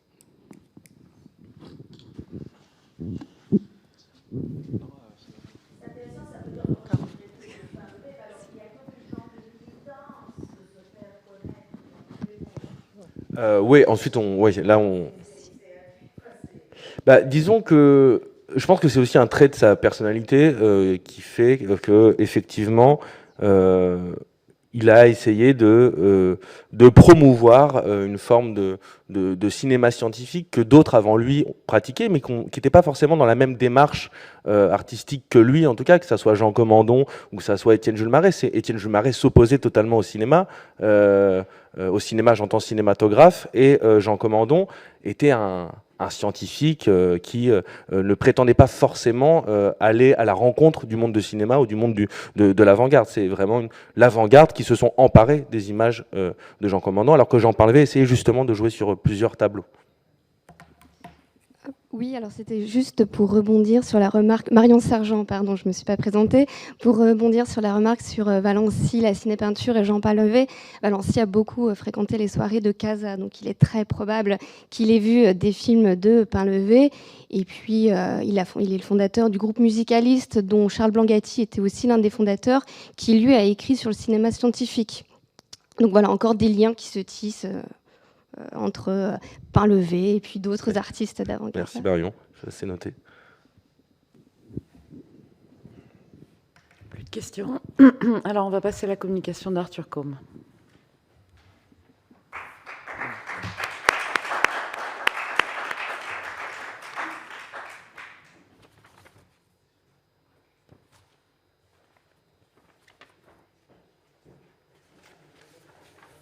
Alors, Arthur Combe est doctorant en histoire du cinéma. Il travaille sous la direction de Dimitri Vézirolou et il travaille sur la musicalité des images dans le cinéma français des années 20. Il est chercheur associé à la Cinémathèque française et chargé d'enseignement. C'est également l'un des auteurs de notre catalogue. Bien, merci. Bonjour à toutes et tous. Merci aux organisateurs et organisatrices, et en particulier à Elisabeth Magotto de m'avoir convié à ce colloque. Alors moi, dans cette communication, j'aimerais porter un regard croisé sur Germaine Dulac et Fernand Léger en m'appuyant sur ce que l'on pourrait appeler leur machine de la musicalité. Alors, dans la France des années 20, on concevait l'existence d'une musique muette, inaudible mais visible, une musique pour les yeux que suscita le cinéma. Tandis que Germaine Dulac a théorisé cette musicalité, eh bien, les écrits de Fernand Léger ne témoignent pas d'un tel intérêt. À l'inverse, si la machine parcourt les écrits et l'œuvre plastique de Léger, rares sont les mentions de l'élément mécanique dans les textes de la cinéaste. En outre, aucun document, à ma connaissance, n'atteste de lien de proximité entre Dulac et Léger, sauf peut-être leur fréquentation commune du CASA. Décidément, on en reparle souvent en cette matinée, donc le Club des Amis du 7e art, ce ciné-club fondé par Ricciotto Canudo en 1921. Voilà, Léger assistait aux réunions de ce ciné-club dès les tout débuts, en 1921, et Germaine Dulac faisait partie du bureau de l'association également à partir de 21. Voilà, mis à part cet élément, il faut encore noter que rares sont les mentions de l'un à l'autre dans leurs écrits respectifs. Et on peut noter toutefois qu'ils sont de la même génération, qui précède de 10 ans à peu près celle d'un Marcel L'Herbier, d'un Abel Gance ou d'un Blaise Cendrars. Voilà, dès lors, toute tentative de rapprochement confinerait à l'artifice s'il n'était une charnière culturelle adjoignant l'élément mécanique à la musique. Donc, dans la décennie qui suit la Grande Guerre, il convient d'observer au moins deux types de manifestations de cette articulation féconde. D'une part, cette période correspond à l'avènement et à la démocratisation de la musique enregistrée sur disque, 78 tours, et donc jouée par la machine phonographique. Et d'autre part, ces années, que le chrononyme consacré qualifie de folles, ces années voient l'idée et l'objet mécanique s'immiscer dans la musique dite savante. Voilà, cette nouvelle parenté culturelle n'a pas manqué de se manifester dans le cinéma en général et dans celui de Dulac et Léger en particulier. Partant, il s'agira dans un premier temps d'étudier la rotation en tant qu'elle s'appuie sur des éléments mécaniques, donc la roue, les disques et bien d'autres éléments, mais j'en reparlerai. Ces éléments mécaniques qui sont rapprochés cinégraphiquement de la musique. Et puis, il s'agira ensuite de comparer les ballets mécaniques respectifs de ces deux cinéastes. Donc, en somme, cette communication se propose à la fois d'identifier, mais aussi de faire dialoguer chez Dulac et Léger leur machine de la musicalité. Alors, tout d'abord, j'aimerais m'arrêter sur l'encyclopédie méthodique, qui date de la fin du XVIIIe siècle, qui est légèrement postérieure à celle de Diderot et d'Alembert. L'encyclopédie méthodique est organisée par matière, et au sein de ces matières, nous avons les arts et métiers mécaniques, constitués de 8 volumes de texte et 6 volumes de planches. Bon. Le tome 4, qui date de 1785, est consacré à l'art du faiseur d'instruments de musique. Et ce qui est intéressant pour nous ici, c'est que la première phrase du propos liminaire de ce tome nous dit que les instruments de musique sont, et je cite, des machines inventées et disposées par l'art du luthier. Donc voilà, dès la fin du XVIIIe siècle, on considérait volontiers les instruments de musique comme des machines. Alors, certains sont bien sûr davantage mécaniques que d'autres, si on considère les instruments aujourd'hui. On peut penser aux instruments à clavier, avec la mécanique de marteau pour le piano, ou encore les sautereaux pour pincer les cordes du clavecin. Je pense encore au clétage, donc l'ensemble des clés sur les instruments à vent, que sont les clarinettes, les saxophones, les hautbois, bassons, etc. Donc l'élément mécanique n'est pas complètement étranger aux instruments de musique, même les plus traditionnels. Dans les arts, la machine et la musique ont fait l'objet de fructueuses et abondantes associations.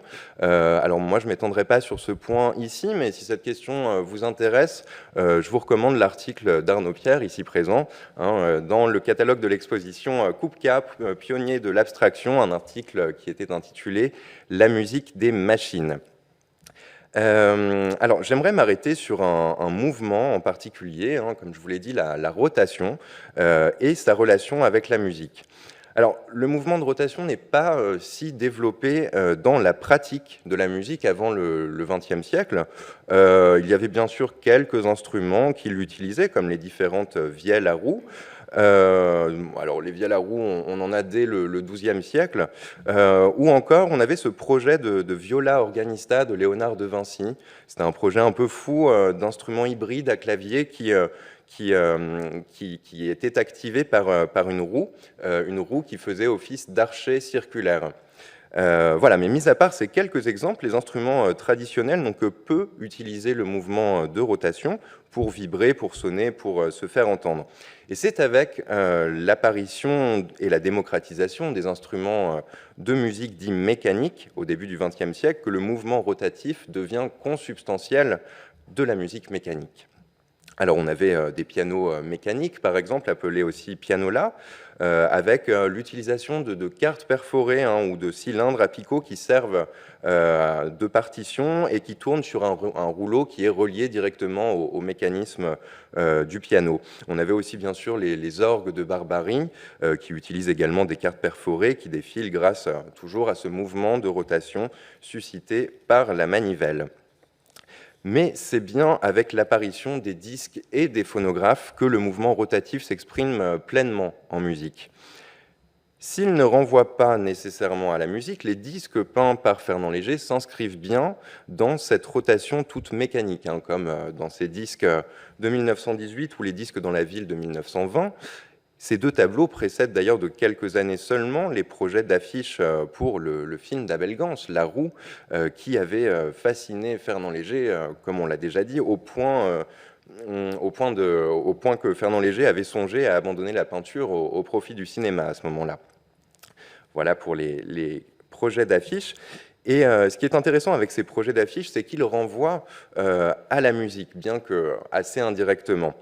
Léger le dit lui-même, le personnage principal du film de Gance n'est autre qu'une machine, une locomotive en l'occurrence. Or, dans le film, la locomotive est associée à un instrument, on ne peut plus mécanique, un instrument de musique, mais de musique visuelle. Alors là, par des plans assez similaires du point de vue de la composition, Gance rapproche d'abord la locomotive, ici sous forme de maquette, c'est le photogramme du haut. Il rapproche cette locomotive d'un violon, un violon qui est travaillé par le luthier Elie sur le photogramme du bas. Et puis, de façon bien plus explicite encore, Gance fait dire au mécanicien Sisyphe à son fils luthier Elie, « Regarde, est-ce que ça ne vaut pas ta musique, ce nuage de lumière ?» Et suite à ce carton d'intertitre, nous avons plusieurs plans montrant la locomotive instrument accompagnée de son nuage de lumière, sa musique visuelle. Donc, outre la parfaite adéquation de cette association avec la conception gantienne du cinéma entendu comme musique de la lumière, il faut encore noter que la roue désigne la locomotive par synecdoque. Les projets d'affiches de Fernand Léger visent donc autant à suggérer le mouvement que l'objet qui le suscite, donc la locomotive, cet instrument mécanique de musique visuelle dans le film. Alors, chez Dulac, le mouvement rotatif associé à la musique mécanique est encore plus explicite. Dès 1918, avec son film La cigarette, elle nous montre un plan sur un disque tournant sur un phonographe, suivi de quelques notes de musique inscrites sur une portée qui défile de droite à gauche sur l'écran. D'ailleurs, en fonction des versions de ce film, on a ou on n'a pas ces quelques notes qui apparaissent. Voilà, ça dépend des versions. Et ce plan sur le disque qui tourne est montré de nouveau, suivi de quelques pas de danse esquissés par une jeune femme. Bon. Ensuite, dans âme d'artiste, donc un petit peu plus tard, en 1924, le mouvement rotatif est davantage travaillé. On a toujours un disque qui tourne sur un phonographe, une rotation dans le sens des aiguilles d'une montre, et puis le plan suivant nous montre un couple qui danse avec un chien et qui esquisse là encore un mouvement de rotation toujours dans le sens des aiguilles d'une montre. Et enfin, ce mouvement rotatif est repris par une horloge. Alors là, je vous la montre en image fixe, mais en image animée, on aurait vu que les aiguilles s'affolent complètement et tournent dans le sens consacré, évidemment, des aiguilles d'une montre. Donc ici, ce qu'il faut retenir, c'est que le plan de danse est encadré par 2 plans montrant des machines. Et ce qui lie ces 3 plans, c'est bien la rotation, qu'elle soit mécanique ou chorégraphique. Sur disque 957, donc là on est sur un court-métrage réalisé en 28, on retrouve cet objet cher à Germaine du Lac, qui est ce disque 78 tours posé sur son phonographe. Alors on lit souvent que ce film est construit à partir de la musique de Chopin, c'est tout à fait vrai, hein, certes, mais il est surtout construit à partir d'un disque en particulier, un enregistrement de 1926 sur disque 78 tours, interprété par Alfred Cortot. Et c'est la référence de ce disque en particulier que je vous ai entouré, donc le 957, qui donne son titre au film. Voilà, c'est donc ici l'objet mécanique, musical en l'occurrence, qui est le personnage principal du film, comme la locomotive était l'acteur objet de la roue d'Abel Gance, hein, pour reprendre les mots de Fernand Léger. Voilà, donc que ce soit chez Léger ou chez Dulac, le disque est sollicité comme élément mécanique qui a trait à la musique, comme forme qui suggère la rotation, mouvement propre à la musique mécanique. Et outre le fait qu'il soit, disons, porté sur la chose mécanique, hein, comme en témoignent les exemples que je viens de montrer, eh bien, ce qui rapproche Dulac et Léger, c'est leur intérêt pour la danse et la chorégraphie. Hein. Et donc, dans ce sens, tous deux ont élaboré ou participé à l'élaboration de ce qu'on pourrait appeler des ballets ciné-mécaniques. Alors, normalement, toutes les images sont en mouvement ici.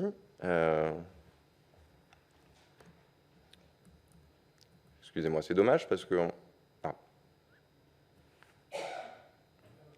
Je pense que j'ai fait planter l'ordinateur. Voilà, toutes les images sont en mouvement, c'est parfait.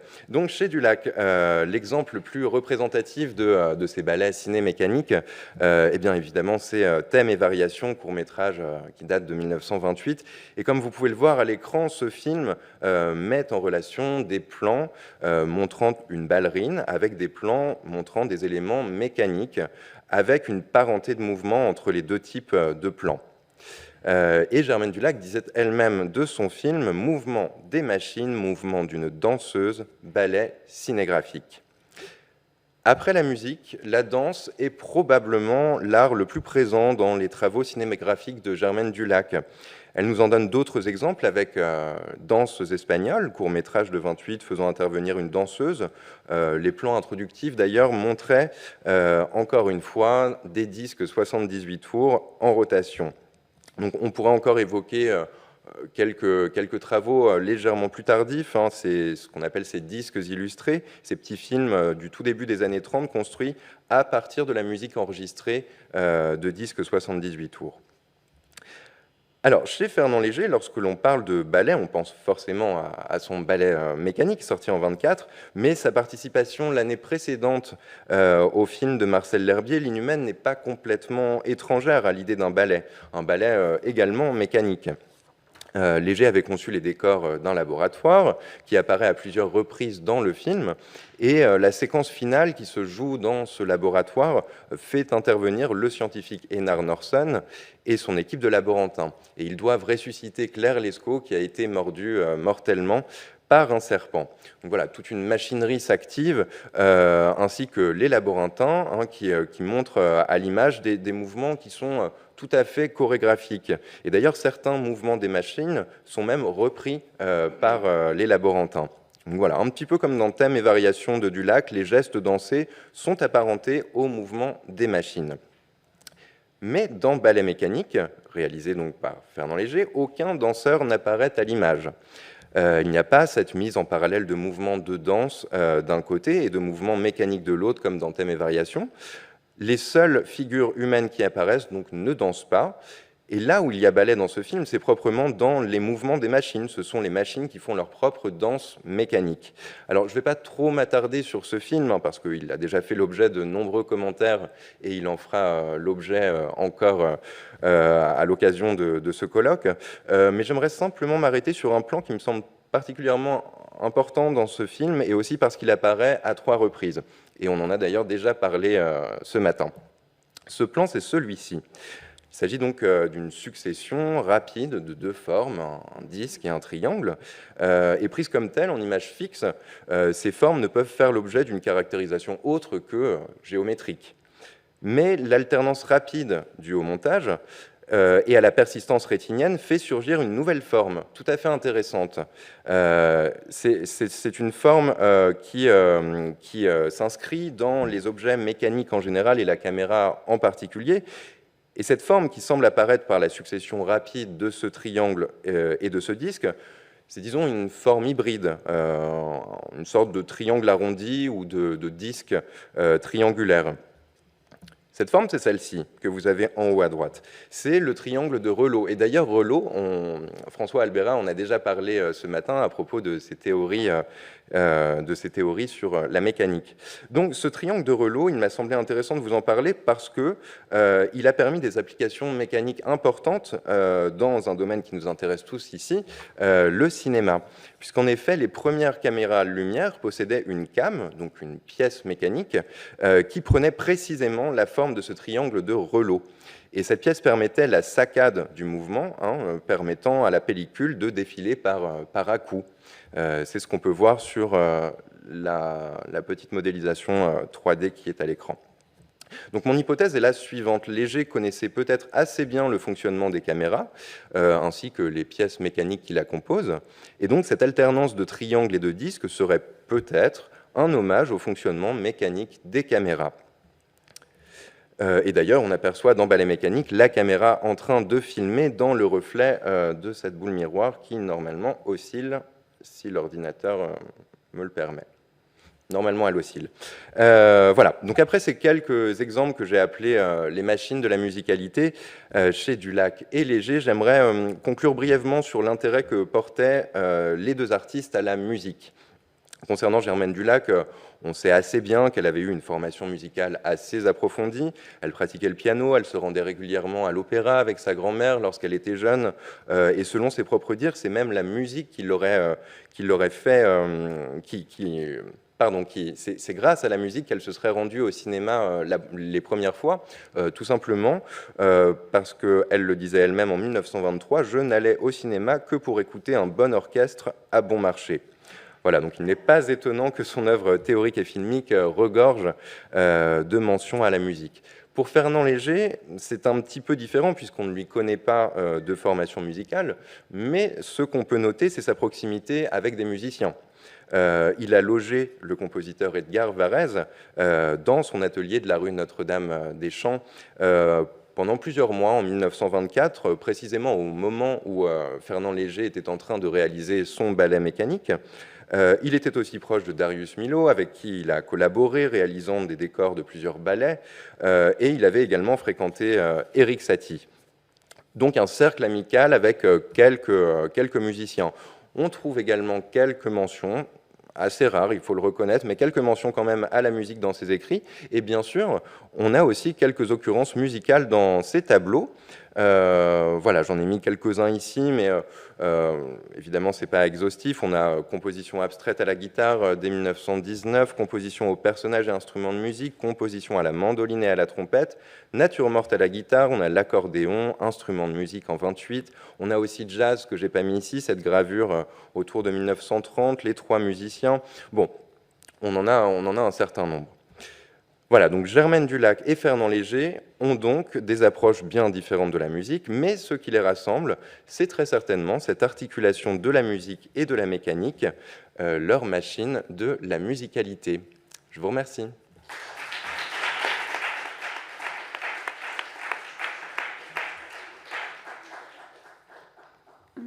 Merci Arthur pour toutes ces pistes intéressantes. Alors, est-ce qu'il y a des questions? Oui, Arnaud.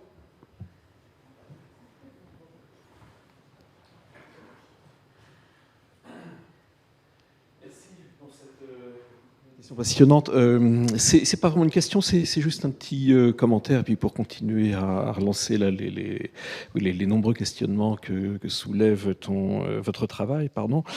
Oui, c'est une relation fascinante, en effet, hein, celle qui unit comme cela dans ce moment des avant-gardes, la musique, le ballet et puis la machine. Est-ce que vous êtes conscient justement que peut-être que la première occurrence de cette notion de ballet mécanique, je sais que c'est dangereux, hein, Patrick, de parler de première fois en histoire de l'art, mais c'est quand même sans doute cette couverture que Picabia réalise pour la revue 391 en 1917, qui montre une pièce de machine, une sorte d'élément de fraiseuse, un truc comme ça, avec ce sous-titre « ballet mécanique ». Hein. Donc c'est une première chose un petit peu stupéfiante.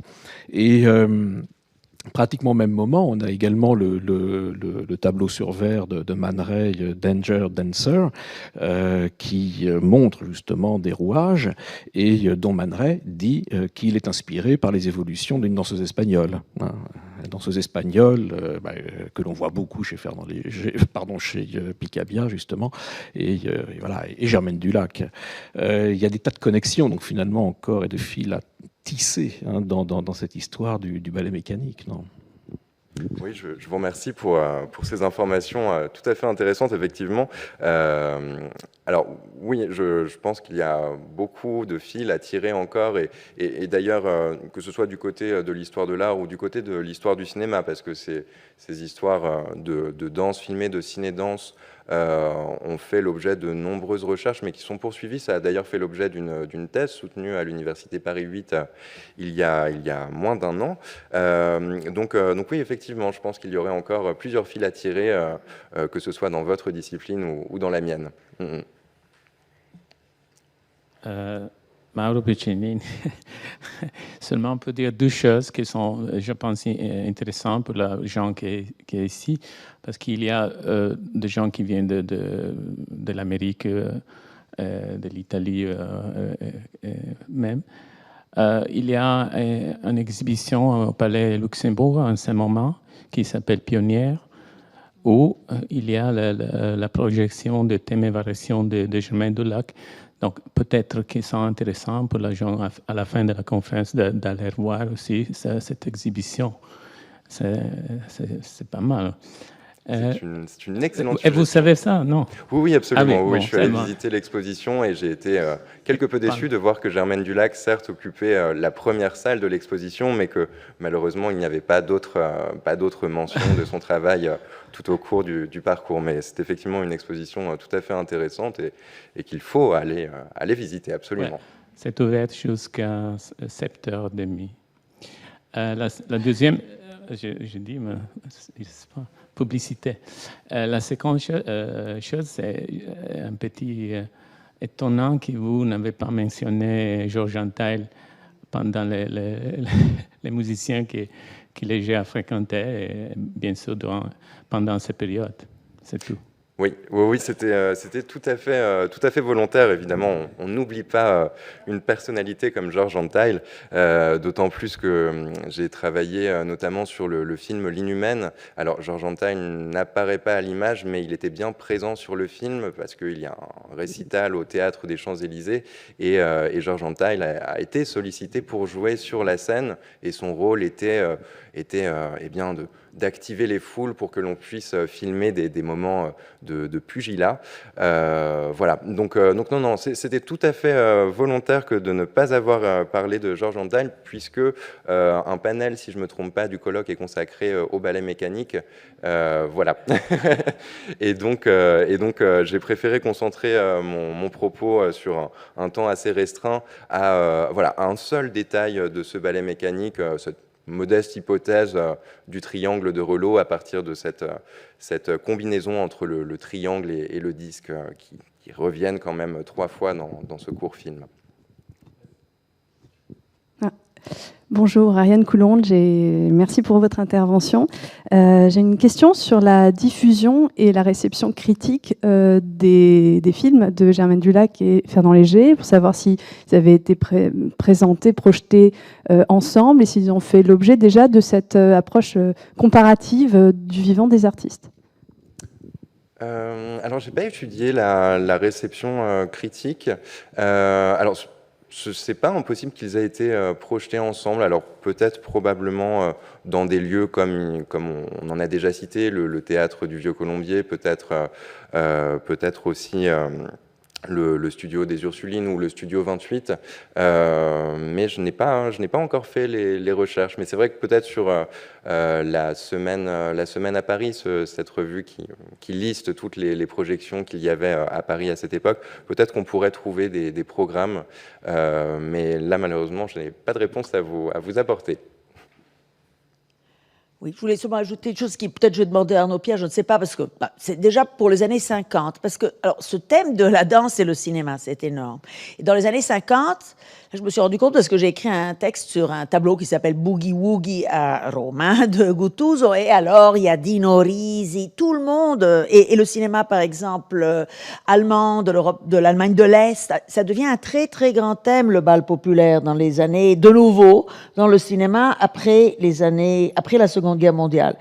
Alors, est-ce que Léger, à ce moment-là, continue? Est-ce qu'il y a des liens est-ce qu'il y a des thèmes de danse chez Léger dans les années 50? Ou ça, de nouveau, c'est une chose qui devient, je sais pas, vernaculaire. C'est différent. C'est pas l'image mouvement. C'est plus dans le vernaculaire. Mais la danse.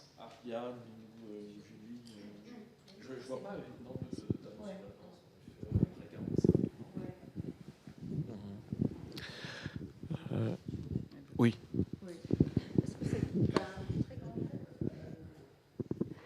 Alors, le thème de la danse, oui, revient régulièrement dans l'œuvre de Léger, notamment dans les années 30. On a vu la danseuse bleue tout à l'heure. Par contre, dans les années 50, Léger peint surtout le cirque. C'est vrai que j'ai moins d'exemples dans les années 50 de thèmes liés à la danse. Je ne sais pas si Ariane peut compléter. Moi, j'avais une petite question assez précise pour Arthur. Est-ce que vous pensez que les plans, justement, chorégraphiques de Germaine Dulac peuvent être influencés par les plans chorégraphiques d'Entracte? Parce qu'on parlait tout à l'instant avec Arnaud Pierre de Picabia. Est-ce qu'elle a été influencée par le film Entracte, où on voit vraiment une danseuse en contre-plongée qui alterne avec des scènes plus mécaniques aussi? Alors, de toute évidence, elle a évidemment vu ce film. Dire si elle a été influencée ou non, je ne sais pas. Je ne me souviens plus d'avoir lu beaucoup de mentions au film Entracte dans ses écrits publiés, sachant que ces écrits publiés ne sont pas l'ensemble de ses écrits. On trouve encore pas mal de textes inédits. Mais non, j'ai pas vu passer énormément de mentions à ce film. Même si les liens formels sont, comme vous l'avez remarqué, assez explicites, oui. Oui.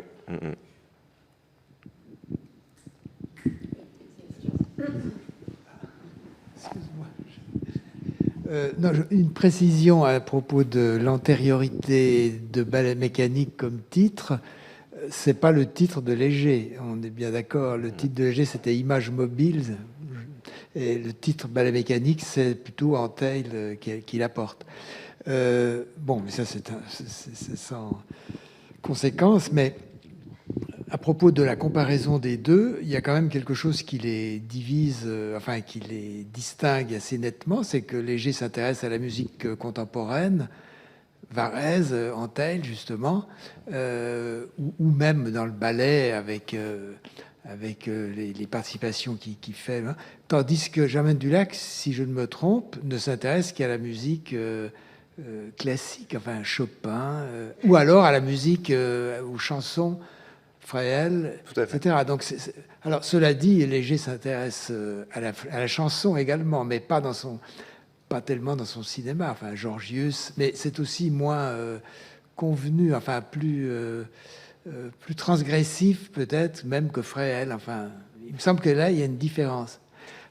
J'ajoute une chose avant que vous ne répondiez sur l'Inhumaine et le concert que Antheil est censé donner pour susciter un pugilat dans le public, quand même, quand on regarde l'Inhumaine, on se rend compte qu'il y a fort peu de scènes filmées en direct dans ce théâtre où avait lieu le concert. Les gens s'installent, etc. Mais toutes les scènes dites de pugilat sont des scènes tournées en studio. Donc j'ai un peu des doutes sur cette... parce que c'est un peu devenu mythologique qu'il y a eu des événements extraordinaires quand Tail a déclenché un scandale, qu'il y avait des tas... qu'on reconnaît des tas de personnalités. Bon, moi, je dois dire qu'on ne reconnaît pas grand monde, enfin, il ne me semble pas. Et qu'en tout cas, il n'y a pas le tumulte dans la salle. Enfin, il me semble qu'on a grossi la chose. Bon, c'est aussi un détail, mais enfin... Non, c'est pas un détail, vous avez tout à fait raison. La chose a été grossie, mais dès le moment du tournage de cette séquence, puisqu'on en parlait dans la presse avant même que le film soit sorti, évidemment, puisqu'on était au moment du tournage. Donc, premier moment où on essaie de grossir la chose. Bien sûr, L'Herbier lui-même a entretenu ce mythe. Et puis, Georges Antheil lui-même, dans son autobiographie Bad Boy of Music, il redit, il dit même qu'il n'avait pas été prévenu qu'il allait être filmé. Donc, il y a tout plein d'éléments qui sont assez peu concordants avec ce que nous imaginons être la réalité. Donc oui, effectivement, c'est... Les conditions de tournage dans un théâtre à l'époque auraient nécessité un éclairage qui ne pouvait passer inaperçu. Oui. Et puis l'installation des caméras, donc ça me paraît très fragile. Et si ce que disait la presse est vrai, il y avait des camions à l'extérieur du théâtre des Champs-Élysées, donc sur l'avenue Montaigne, qui permettaient d'apporter l'électricité pour alimenter ces lumières et ces caméras. Donc c'est vrai que la chose est peut-être un peu grosse pour qu'on puisse la manquer.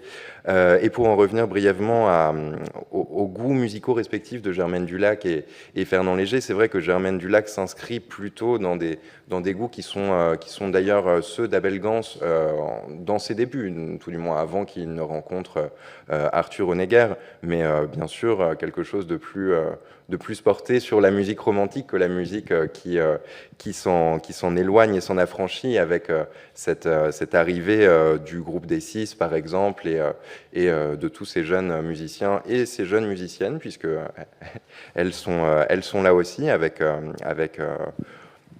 eh bien, forcément, je les mentionne et j'oublie son nom. Donc, cette seule musicienne du groupe des Six qui aussi...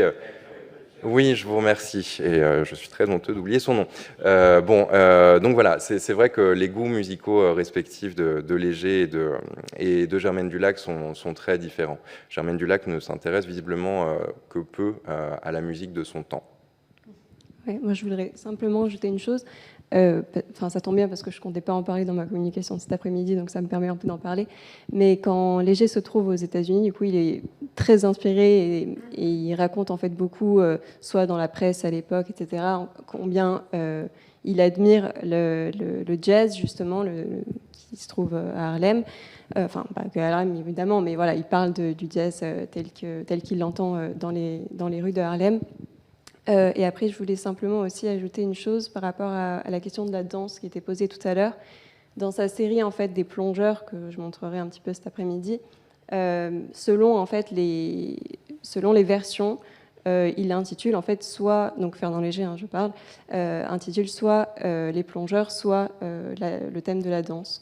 Donc c'est ce qu'on retrouve après aussi dans le film de Thomas Bouchard, voilà, où il montre... où Thomas Bouchard montre un gros plan en fait de la danse où on voit le bras qui est levé, etc. Et selon en fait, voilà, moi j'aurais pas d'explication rationnelle à la raison pour laquelle, suivant, parce que finalement les plongeurs, c'est ces trois personnages qui sont renversés. Mais voilà, en fonction des tableaux, Léger choisit tel ou tel titre.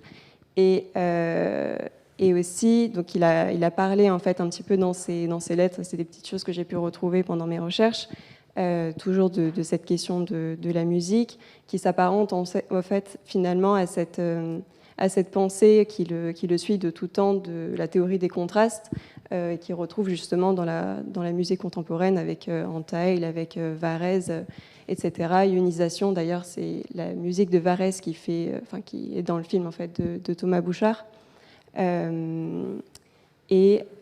Simplement aussi pour montrer que Léger a été inspiré par la musique dans son art pictural, en fait, c'est donc la Grande Julie, on le sait maintenant, est inspirée en fait d'une musique qui datait des années 30, il me semble, si je ne me trompe pas, 20 ou 30. Et en fait, il a tiré donc ce titre de cette chanson, du titre de cette chanson-là, et il le fredonne après, voilà, à la fin du film. Merci beaucoup pour toutes ces informations. Oui. Oui. Oui, Patrick Dehaas avait demandé la parole. Oui, non. Bon, j'interviens très rapidement, Patrick. Oui, non, je voulais effectivement rebondir sur ce que disait Elisabeth sur les relations avec Varèse qui sont très importantes, notamment aux États-Unis. Donc, ce serait aussi un fil à tirer. La question de la chanson populaire aussi, puisqu'en effet, la chanson du sketch de Dreams est très intéressante, la chanson de John Latouche, qui pourrait être étudiée aussi sur le plan musical, mais sur le plan des paroles. Et puis, j'allais aussi vous dire... attendez, j'ai perdu le fil. À cet égard, Julie, oui. Ma grand-mère fait du vélo, qui est... Oui, Ma grand-mère fait du vélo aussi, qui est tirée d'une chanson. Oui, je revenais aussi sur ce que François Albert disait, voilà, sur la paternité de Ballet Mécanique. Dans l'Esprit Nouveau, donc en 1924, je crois, dès la sortie du film, Léger parle du ballet mécanique, numéro 28 de l'Esprit Nouveau. Donc la paternité du titre, il faudrait voir avec les écrits de Georges Antheil, il y a un débat, mais il faudrait en reparler. Oui, il va falloir qu'on va juste laisser la parole à Patrick Dehaas qui attend, et puis ensuite on va les manger. Le manger avant, peut-être. Non, mais c'est juste un petit point sur l'histoire avec Picabia et Dulac. Évidemment, il y a une puissance de dérision chez Picabia qui est, je pense, totalement absente chez Germaine Dulac. Et en ce sens, par rapport à la question Gans-Léger, on pourrait dire que Picabia est à Dulac ce que Léger est à Gans. C'est-à-dire que dans les deux cas, il y a une mise à distance très forte du côté de Léger et de Picabia par rapport à une attitude un peu, encore très pesante ou plus 19e siècle de Dulac, me semble-t-il. Et alors, je grossis le trait, évidemment. Et l'autre chose, c'est que Léger a écrit un texte sur Entr'acte, très enthousiaste, très élogieux, alors que je pense que Picabia, lui, a écrit des choses assez méchantes sur Ballet Mécanique, en disant qu'il avait piqué des trucs à Duchamp, etc., aux autres. Je n'en connais pas la raison précise, mais bon, est-ce que vous avez des éléments là-dessus ? Il le trouvait lourd, c'est tout. Léger.